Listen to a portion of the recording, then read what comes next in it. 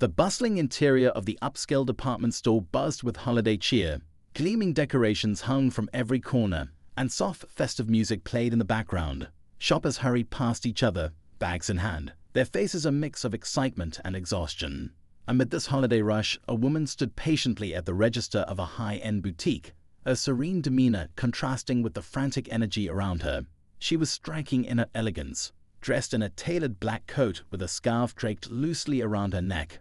Her polished leather boots hinted at understated luxury, but her calm smile carried an air of humility. In her hands was a sleek black credit card, which she extended toward the cashier with the same poise that marked her every movement. The young clerk at the counter barely glanced at her, his expression shifting from forced cheerfulness to thinly veiled disdain. His name tag read Connor, and his neatly pressed uniform seemed to match the sharp edge in his tone. From the moment the woman had stepped up, Connor had sized her up, not by her clothing or manner, but by something he couldn't articulate aloud.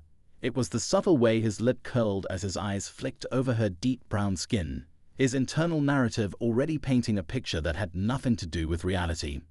"That's quite the card," he said, his voice laced with sarcasm as he took it from her hand. He turned it over, inspecting it with exaggerated scrutiny. "Exclusive, huh? Do you even know what this card does?" The comment was a pointed jab, disguised as a casual question, and the woman's polite smile didn't waver. "Yes," she said calmly, her voice smooth like silk. "I do." Connor chuckled under his breath, shaking his head as he slid the card through the register. For a brief moment, there was silence, save for the quiet hum of the machine processing the payment. Then, the register beeped. "Denied." Connor's smirk grew wider. "Ah, well, it seems your exclusive card didn't go through," he said, his tone dripping with mock concern. He raised an eyebrow as if to punctuate his disbelief. "Do you have a backup? Or maybe a card that's, let's say, more realistic?" The woman's eyes narrowed ever so slightly, but her expression remained composed. "That's strange," she replied, her voice steady. "There's no issue with the card. Would you mind trying it again?" Connor sighed dramatically, making a show of his irritation as he swiped the card again. The same beep. The same denial. With an exaggerated shrug, he held the card up between two fingers like it was an offensive piece of trash. "Still nothing," he said smugly. "Look, I don't want to embarrass you, but maybe next time, try not to play pretend with these kinds of cards. It's not a good look." The woman's gaze hardened, though her tone remained unshaken. "The card is valid. You're welcome to call the number on the back to confirm." Connor snorted, clearly amused by what he perceived as desperation. He leaned closer, lowering his voice as if sharing a secret. "Look, I get it. It's the holidays. Everyone's trying to impress someone, but maybe stick to stores that are more in your league." Nearby shoppers began to notice the interaction, their curious glances bouncing between the two. Some whispered amongst themselves, the tension drawing their attention like moths to a flame. Connor, emboldened by the small audience, decided to go further. With a flourish, he snapped the card in two, the sharp crack cutting through the murmurs. Gasps rippled through the onlookers. "Hoops," he said, holding up the two halves. "Guess it wasn't as durable as you thought. Must have been one of those novelty ones, huh?" The woman stared at the broken card, her expression unreadable. For a moment, there was only silence between them, the weight of the act settling heavily in the air. Connor expected her to react, maybe yell, maybe storm out, but instead, she reached into her purse and pulled out her phone. "Since you've made your stance so clear," she said coolly, "I'll just have to escalate this." She tapped the screen a few times before holding the phone to her ear. Connor crossed his arms, leaning against the counter with a smug grin. "Sure, you do that," he said. "Call whoever you need to. I'll wait." What Connor didn't notice was the ripple of recognition spreading through the crowd. Whispers grew louder, eyes widened. "That's her," someone murmured. "I saw her in that interview." Another voice chimed in. "Wait, is she the CEO?" As Connor's smirk deepened, oblivious to the realization dawning on those around him, the woman spoke into her phone. Her voice was calm, authoritative, and carried the weight of someone who was used to being listened to. "Yes, this is Naomi Grant," she said, her tone like steel wrapped in velvet. "I'm standing at your Madison Avenue location, and I'd like to report an incident." She glanced at Connor, her eyes colder now. "Yes, I'll hold." Connor's grin faltered slightly, his confidence beginning to crack as the name registered in his mind. Naomi Grant, the CEO of one of the largest banking institutions in the country. His stomach dropped. Before he could respond, Naomi lowered the phone and fixed him with a piercing stare. "While I wait," she said evenly, "I'd like to give you one more chance to explain yourself." Connor opened his mouth to speak, but no words came out. The murmurs around them grew louder, the air thick with tension and anticipation. Naomi's phone beeped, and she lifted it to her ear once more. "Yes," she said, "I'm still here." Naomi's fingers drummed lightly on the sleek surface of the counter as she listened to the voice on the other end of the line. The sound was static, and a few soft clicks filled the air, adding a surreal quality to the tension that hung heavy between her and Connor. His silence was deafening, his smug expression replaced by something akin to nervousness. But Naomi wasn't in a hurry to let him off the hook. "Thank you for holding," she said, her voice calm yet undeniably commanding. "I'd like to speak with the branch manager, please." There was a pause, followed by a crackling response. "Yes, Ms. Grant, one moment." The store seemed to hold its breath, the energy shifting from the mundane to the extraordinary. Shoppers, who had once been wrapped up in their own holiday errands, now watched the scene unfold with bated breath. A mix of curiosity, confusion, and anticipation filled the air. Most of them didn't know Naomi's face, but the name was enough. It carried weight in the world of finance, a world she had risen to dominate over the years. Connor shifted uneasily from foot to foot, his earlier bravado slowly slipping away. His fingers instinctively reached for his phone, as if trying to regain control of the situation. But Naomi was already a step ahead. Her voice, smooth and unbothered, cut through the awkwardness like a knife. "Connor, is it?" Naomi said, making sure he knew she was addressing him. "I'm sure you don't realize who I am, but I'm the owner of the bank that issued that card you just cut in half. I suggest you consider the consequences of your actions, especially since I will be reporting this incident directly to your superiors. Not the sort of story I imagine you want to be part of, is it?" Connor's face paled. The weight of Naomi's words hung heavily in the air, and the smug look that had once made him feel invincible seemed to evaporate before his eyes. He had made a grave mistake, one he was beginning to understand, but his pride was too stubborn to admit it just yet. "Look," he stammered, his voice trembling, "I didn't know. I didn't." Naomi didn't let him finish.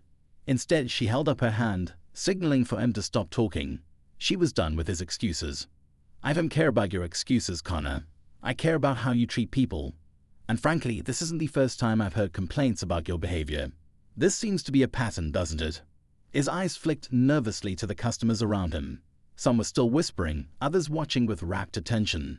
Naomi could feel the collective gaze, but she wasn't fazed. She wasn't here for a show. This was about principle. The phone clicked again. Naomi straightened, lifting the receiver to her ear. "Hello, Ms. Grant." The voice on the other end said, a hint of recognition in their tone. "This is Linda, the branch manager. How can I assist you today?" Naomi's lips curled into a faint smile. "Linda, I'm currently standing in your Madison Avenue location.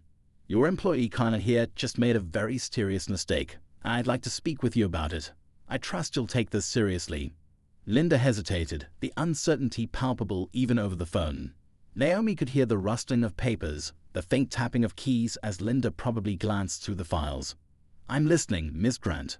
What seems to be the problem?"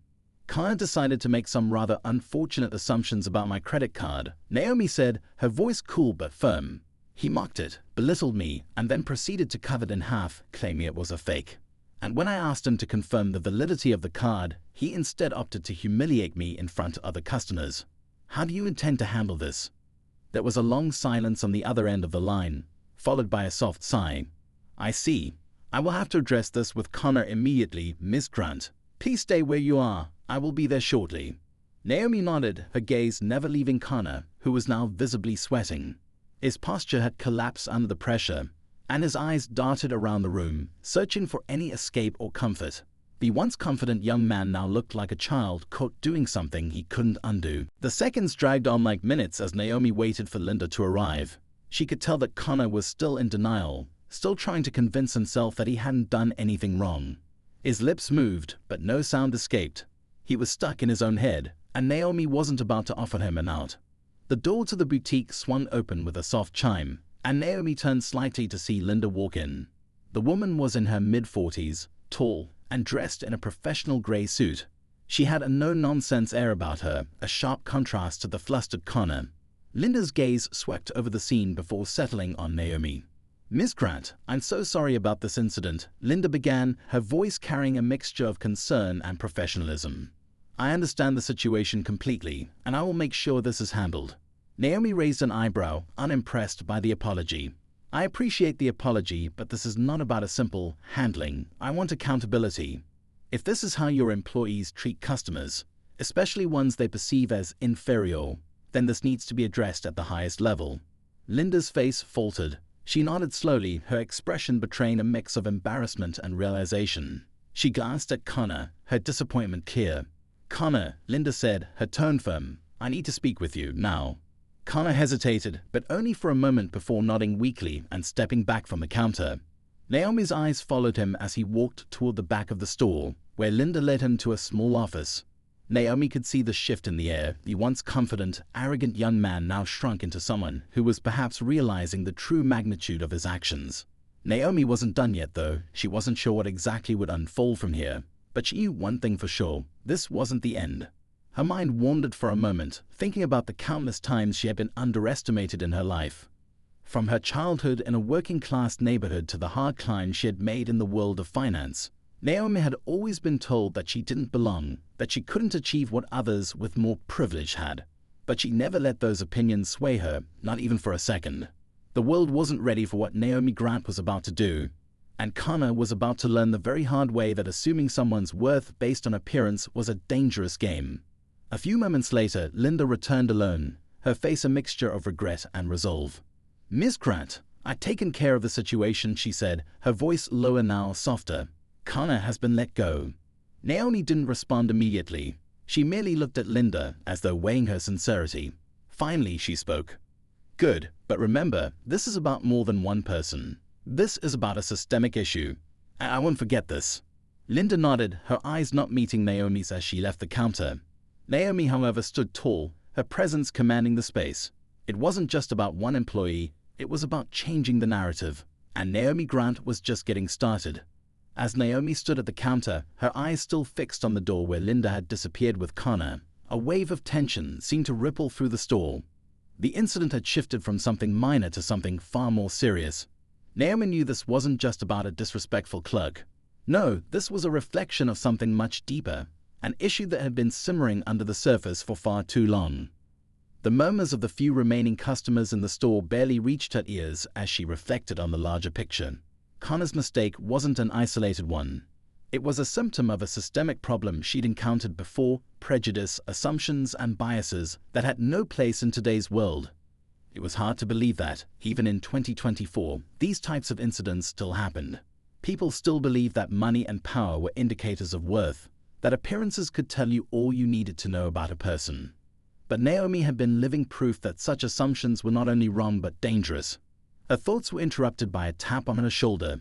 She turned to see a young woman, perhaps in her mid-20s, standing behind her with an awkward smile. "Excuse me, ma'am, I couldn't help but overhear," she began, her voice hesitant but curious. "I don't want to intrude, but that was amazing. The way you handled him. I've never seen anyone stand up like that." Naomi's lips curled into a small, appreciative smile. She wasn't here for praise, but it was nice to know that someone saw the situation for what it was. "It's not about standing up for myself," Naomi replied softly. "It's about standing up for everyone who gets treated like that." The young woman nodded, looking down at her shoes for a moment before her eyes flickered back up. "You know, I've been dealing with a similar issue at work. People assume I don't belong in the job I have, but no one ever does anything about it. I just have to take it, because what else can I do, right?" Naomi's heart sank. The woman's words, so full of resignation, mirrored the thoughts she'd heard from countless others in her life. She could feel the weight of the unspoken question hanging in the air. How many people had been silenced, forced to tolerate the same treatment without ever speaking up? Naomi wasn't about to let this young woman fall into the same trap. "I can't tell you what to do," Naomi said gently, "but I can tell you this. If you don't stand up for yourself, no one else will. And trust me, once you do, you'll see how many people are just waiting for someone to lead the way." The young woman's eyes brightened a little, as though Naomi had given her a spark of hope. "Maybe you're right.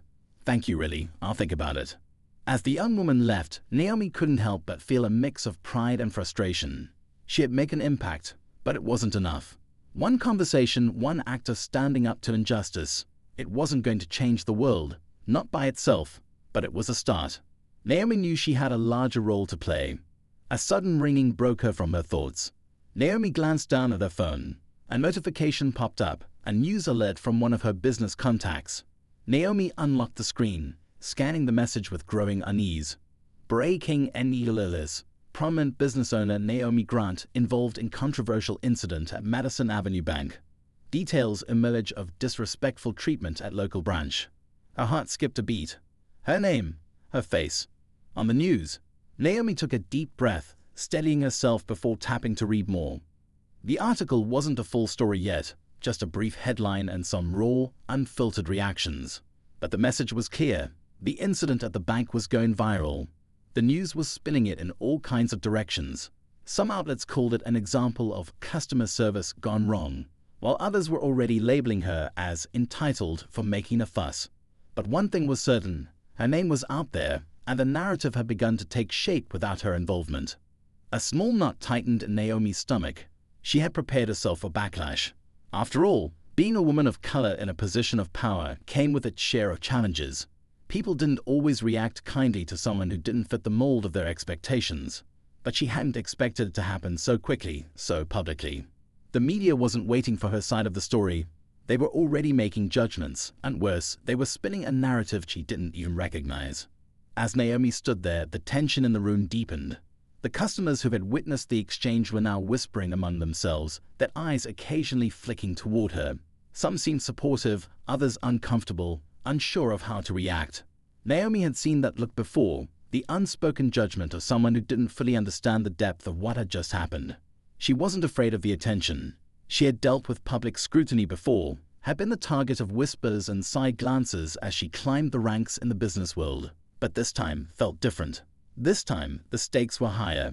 The conversation wasn't just about one disrespectful clerk anymore. It was about something much bigger, a challenge to the status quo that had been simmering under the surface for years. As Naomi paced the floor of the boutique, her mind raced. What were her next steps? How did she manage the fire from something that should have never happened in the first place? She needed to think strategically. This was her business, her reputation, and her future at stake. But as she thought about it, a realization slowly crept in. She didn't have to handle this alone. In fact, she shouldn't. She had built an empire from the ground up, surrounded herself with a network of powerful, like-minded individuals who shared her vision. It was time to call in those allies. Time to make sure that Connor's behavior didn't just disappear into the void, that it didn't get swept under the rug like so many other incidents before it. Naomi glanced at the door where Linda had gone. She wasn't done yet. There were layers to this, and she intended to uncover every single one. The next part of the story was just beginning, and Naomi was ready to take control of the narrative. She wasn't just going to be a footnote in this drama. She would be the one who rewrote the script. She reached for her phone again, her fingers quickly typing out the message. Get ready for a meeting. We need to take action. This is bigger than just one employee. It's time to make a stand. Naomi hit send, her mind racing with possibilities. She had no idea what the next steps would look like, but she was certain of one thing. This wasn't just about business anymore. It was about justice, about respect, about making sure that the world knew just what kind of woman Naomi Grant was. And no matter what, she wasn't going to let anyone tell her she wasn't worth it. As Naomi sat in the car, the weight of the situation pressed on her shoulders. The message she had sent earlier was already drawing responses. People were rallying behind her, but she knew that social media could only do so much. It was the boardroom that would decide how the story ended. She needed to take control of the narrative, and it had to be now. There was no time to waste. Her fingers tapped the steering wheel rhythmically as she stared at the building ahead. The glass facade of the bank loomed tall, indifferent to the storm she had just unleashed. Naomi had built this empire piece by piece, and today, it felt as if she were about to witness a collapse. Or perhaps this would be the moment that showed everyone the strength of her foundation. She wasn't sure which, but she knew that her next move would decide everything. She knew the media would be watching closely, but it wasn't the press that concerned her now. It was the people in that bank. People who had lived their lives with an unspoken entitlement. People who thought their privilege could shield them from consequences. They had no idea who they were dealing with. Naomi wasn't just a businesswoman. She wasn't just a figurehead.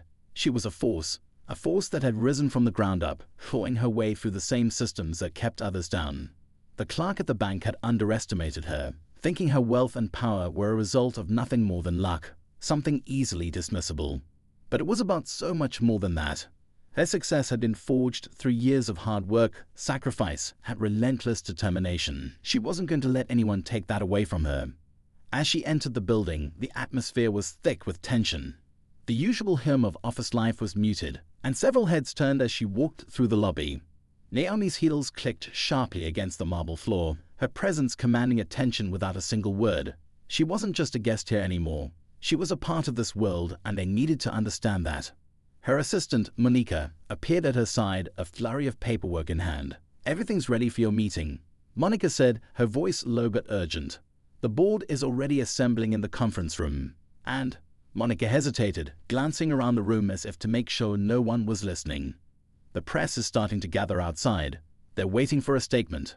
Naomi nodded, her expression unreadable. She knew this moment was coming, the showdown, the reckoning. But she also knew that this wasn't just about Connor, the disrespectful clerk, or even the press. This was about changing the rules, setting a precedent. The system needed to see that it couldn't keep treating people like her, like everyone else, as invisible. She wasn't going to just let this slide. She followed Monica to the elevator, the hum of the machinery sounding like a distant warning bell in her mind. The doors opened with a soft chime, and they ascended toward the conference room, where the board members awaited. Naomi took a deep breath, her pulse steadying. She was prepared for this, but something gnawed at her, a feeling she couldn't shake. There was something more to this. Something wasn't adding up. The moment the elevator doors opened, Naomi was met with the sharp gaze of several senior board members. Their eyes weren't just curious, they were critical. Naomi could feel the judgment radiating from them as they took in her presence. They had been briefed on the situation, on the public backlash, the headlines, and the pressure that was mounting. But Naomi wasn't interested in justifying herself. She didn't need to explain why this mattered. They needed to understand why they had to act. The room was tense, the air thick with unsaid words. Naomi took her seat at the head of the table, her back straight, her gaze unwavering. One by one, the members spoke, offering their thoughts on the situation. Some were sympathetic, others more concerned about the potential damage to the bank's reputation. Naomi listened quietly, her mind calculating, analyzing each response. She knew they wanted a solution, something that could quickly calm the storm without rocking the boat too much. But she wasn't here to offer an easy fix. She cut through the noise with a voice that was calm, but carrying the weight of 1,000 unspoken truths.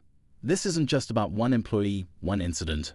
This is about how we allow our biases to shape how we treat people, how we allow the systems of privilege and power to define who is worthy of respect. She let the words sink in, watching the reactions of the board members closely.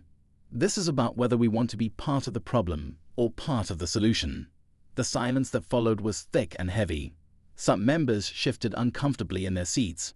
Others looked at her, their faces tight with uncertainty. Naomi had known this moment would come. The moment when people who had never experienced the world from her perspective would have to choose a side. Before anyone could speak, the door to the room opened and Linda walked in. Her presence was like a bolt of lightning, sharp and electrifying. She was holding her phone, and Naomi could see the look of urgency on her face. "The press has just posted an exclusive," Linda said, her voice low but urgent. "It's already viral." The headline reads, "Bank's secret owner faces public humiliation over clerk's racist behavior." And it's got a twist. Naomi's heart skipped a beat. The room fell even quieter, the board members leaning in to listen. Linda continued, "The twist is that they've uncovered something. Something about you, Naomi. They're claiming that you're the bank's owner. And now they're calling it a PR nightmare, saying you've been hiding your identity for years. The public's not just angry anymore, they feel betrayed." Naomi's mind raced. This was the last thing she expected. She had built her success slowly, carefully, keeping a low profile to avoid exactly this kind of situation. But now, with the media turning against her, her carefully constructed world was beginning to crumble. She couldn't control the story anymore. The game had changed. As the room buzzed with disbelief, Naomi stood up, her hands trembling ever so slightly as she gripped the edge of the table. "Let them talk," she said, her voice steady despite the storm raging inside her. "This isn't about them. This is about us and what we're going to do next." The board members exchanged glances, uncertainty etched on their faces. Naomi knew that, for the first time in her life, she wasn't just fighting for her business. She was fighting for everything she had built, for every person who had ever been underestimated, disrespected, or ignored. This was a battle she couldn't afford to lose. And as the cameras outside grew louder, Naomi knew that the final move was about to be made. Naomi's words hung in the air like a challenge, but she knew the real fight had just begun. The room was still buzzing with confusion and doubt when her phone rang. It was an unknown number, but the urgency in the tone when she answered caught her attention immediately. "Naomi, you need to listen." The voice on the other end was frantic, a woman's voice. Linda's, but much more panicked than usual. "I've got something else you need to see. Something big." Naomi's pulse quickened. She motioned for everyone to remain silent, holding her phone tightly. "What is it?" "There's more to the story. A lot more. It's not just the clerk's mistake, and it's not just the media anymore. Someone has deep dived into your past, Naomi. They've uncovered." Linda's voice faltered. Naomi could sense her hesitation. "Uncovered what?" Naomi's voice was sharp, demanding. "They found something.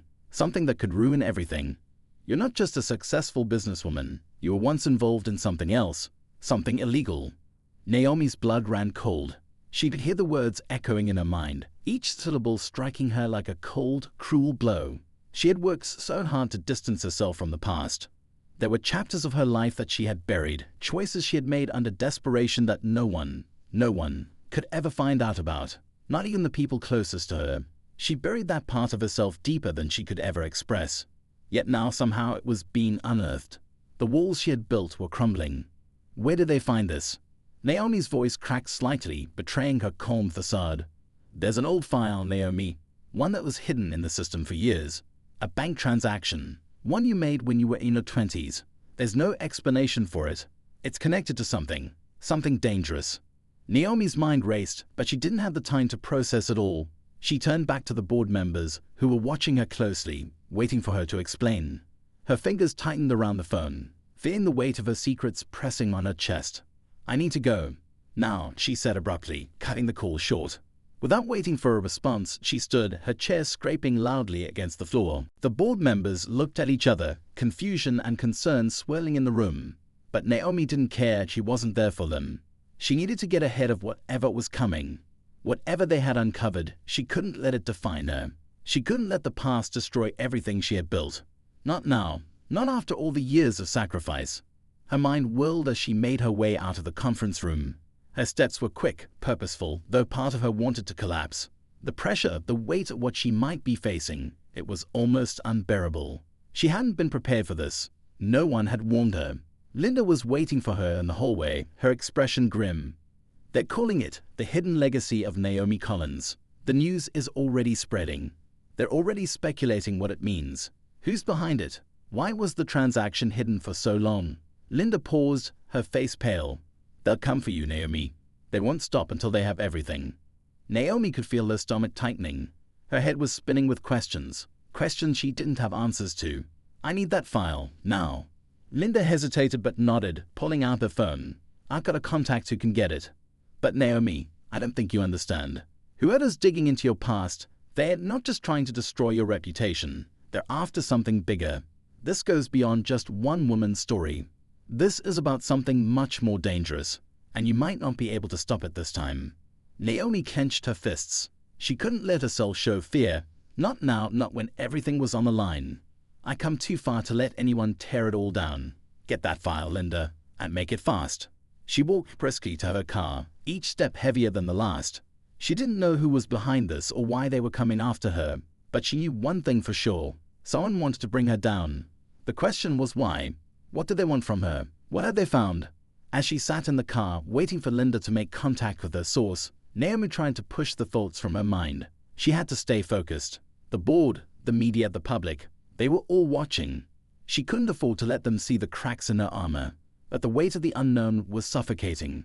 The phone buzzed in her hand. Linda had a new message. "It's worse than we thought. The file's real, and the person who's digging into your past, it's someone inside your own organization. Someone close." Naomi's heart dropped. Her stomach churned with the sick realization that the threat wasn't external. It was already within her walls. Someone she trusted had betrayed her.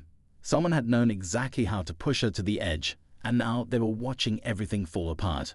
She turned the key in the ignition, the car's engine roaring to life. But Naomi didn't know if she was running from something or towards it. All she could do was hold on and keep moving, because as she stopped now, as she hesitated, everything would slip through her fingers. The phone buzzed again. "They just made their first move," Linda's message read. "The press is going to run the story tonight. Your past is no longer just a rumor. It's their weapon." Naomi felt the cold grip of panic start to tighten around her chest. She wasn't ready. She wasn't prepared for the truth to be exposed, but it was too late now. The fight was only beginning. The game had changed, and Naomi was no longer in control.